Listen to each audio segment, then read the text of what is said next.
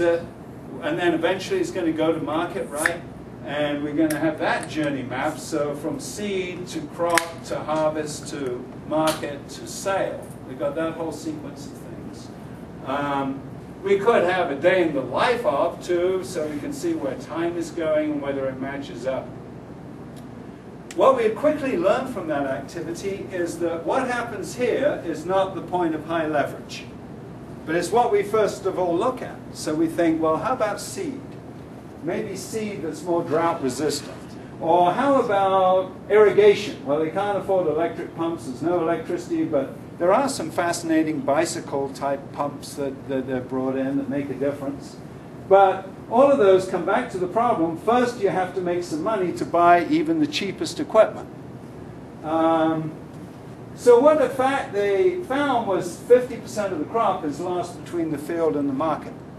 That it rots, that bugs get on it, that it's in open baskets and bacteria is developing. So that's the point of greatest loss. So we need some means of storing it. Now our minds, would go to what we would use. We can't really help it. We might think, well, how about a crop cellar might be good, or some refrigeration process, some cooling process. Well, here's where we've found a job that needs to be done, is the buzzword we use. And the job is we need to store food so that we reduce the loss between harvest and the market. That's our job to be done. Then we brainstorm around that, try and think of lots of alternatives. But before we do, we need to define constraints. What are the limits? That's part of understanding our customer. How much can they pay? How do they want to use it? Who is going to use it? And we find that this is really tough. Children have to be able to use this storage mechanism, whatever it is. It has to be less than $20. That's the most they can afford, even if there's a huge payback. They can't get more than $20.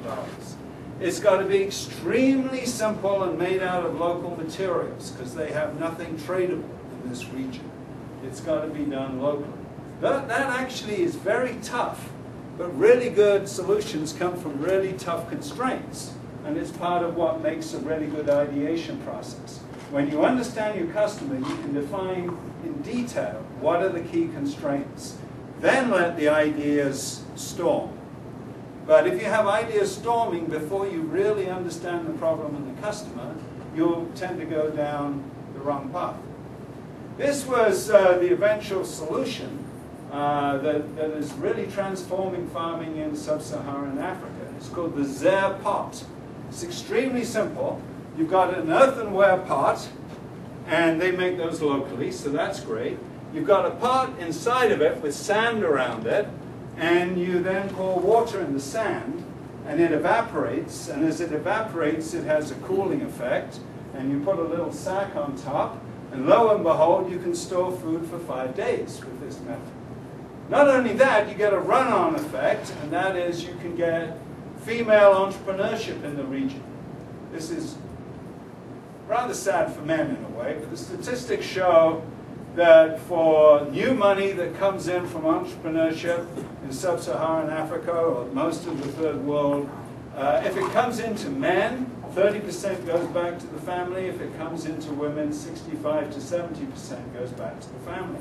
So that money is going to recycle and kind of have a multiplier effect.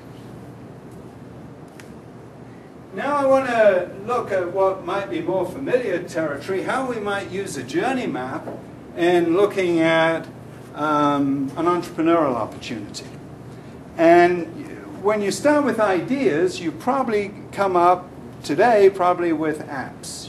That's the #1 category. And they have phenomenal economics. They are fantastic. If you can get a software solution, it's a miracle. You've got fixed costs and very little variable costs down the road, and the returns can be, as we know, absolutely fantastic.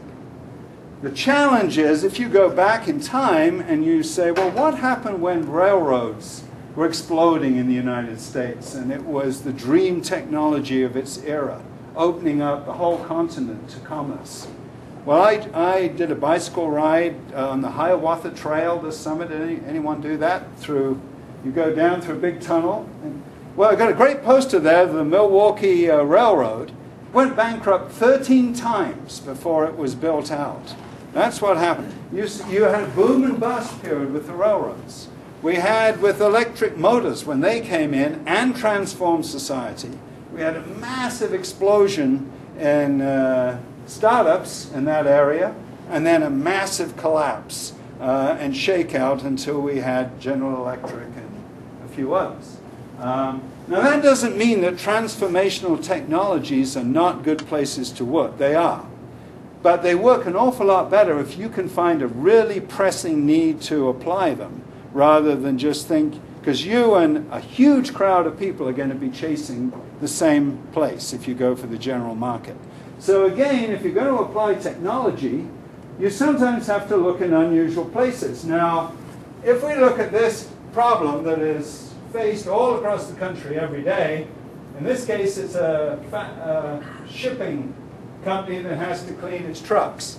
But it could be a food processing company that has to clean every night all its factory equipment. Or a wood processing company who has the same cleaning problem. Every day someone or other is doing this task. Now, this is what they want to do, is just get a job done, get the truck clean. But before they can do that, they have to buy, cheapest way is to buy commodity chemicals, store them, mix them, because detergents are really not all the same. If you're trying to move blood and guts from machinery, you need a different detergent than if you're trying to move metal filings and wood products. So they mix them, try and get it right, clean the truck, store the empty barrels, then dispose of them somewhere. That's our journey map. And if we're really studying this, we would start putting numbers and costs and experiences all the way through it.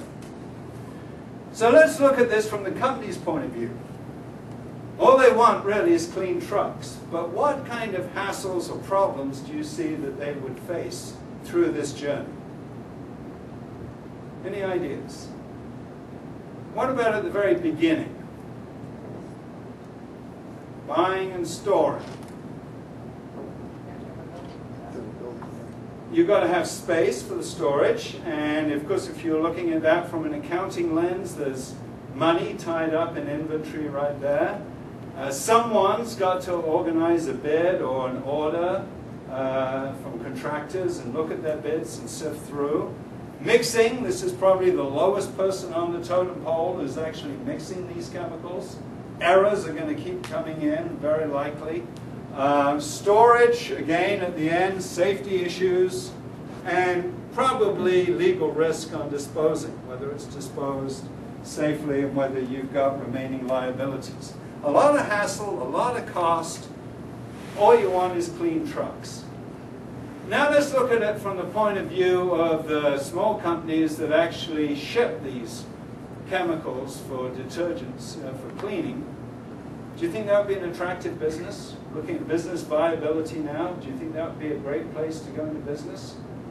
What do you think the economics of that business look like? Not very good. Why? Because you've got risk and you're dependent on prices that other people have. You've got to add some sort of value beyond just taking it from one place to another. Anyone can do that. It's an easy entry-level market for any group to get into.